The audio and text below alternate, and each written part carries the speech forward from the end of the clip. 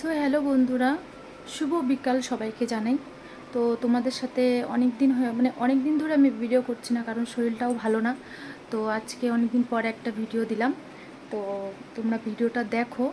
আর ভিডিওটা করার কারণটা হলো এটাই যে তোমরা সবাই জানো এখন বর্ষার দিন। তো বর্ষার দিনে সবাই একটু সাপ পোকা মাকড়ে সবাই একটু সাবধানেই থেকো। আর হলো তোমাদেরকে ভিডিওটা যে করছি তোমাদের সাথে, ভিডিওটা তোমরাও একটু প্লিজ শেয়ার করে দিও। আর ভিডিওটা করার কারণ হলো এটাই যে এখন বর্ষার দিন তোমরা হলো বাচ্চা কাচ্চা সবাই খুব সাবধানে রাখবে, কেন যখন তখন যেখান সেখান থেকে পোকামাকড় আসতে পারে। তো আমাদের সাথে যে ঘটনাটা হয়েছে, তো সেটার জন্যই ভিডিওটা করা। তো সবাইকে তোমরা একটু ভিডিওটা শেয়ার করে দিও, আর যেটা আমি দেখাবো সেটা তোমরা একটু দেখো। তো এটা হলো আমাদের ঘর, আমরা যেখানে থাকি এটা হলো ওই ঘর। তো ঘটনাটা যখন ঘটেছে তখন প্রায় 8টা সাড়ে 8টাই বাজে।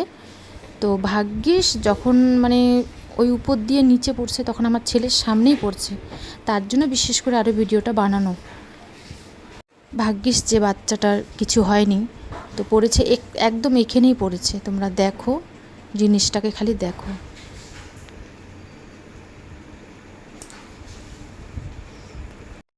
তো তোমাদের সাথেও যদি এরকম কোনো কিছু ঘটনা ঘটে তো প্লিজ তোমরা কেউ মেরো না, জায়গা মতন ওকে ছেড়ে দিও।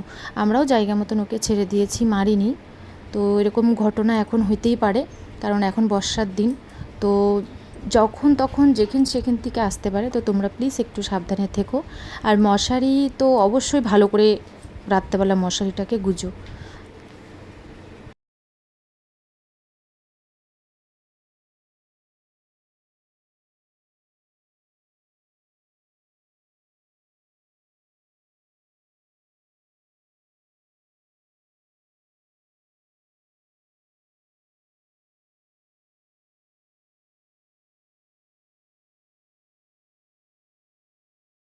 তো তোমরা তো সবাই দেখলে ওটা কি ছিল, ওটা সাপ ছিল। তো কে কি নামে জানে আমি জানি না। তো ওটা হয়তো ডারাস সাপ, হয়তো, আমিও ঠিক নামটা জানি না। তো তোমরা প্লিজ একটু সাবধানেই থাকবে সবাই। আর বিছনা তো বিশেষ করে ভালো করে মশারি দিয়ে ভালো করে গুজে টুজে নিবে, কারণ আমরা কয়দিন ধরে খুব ভয়েই আছি।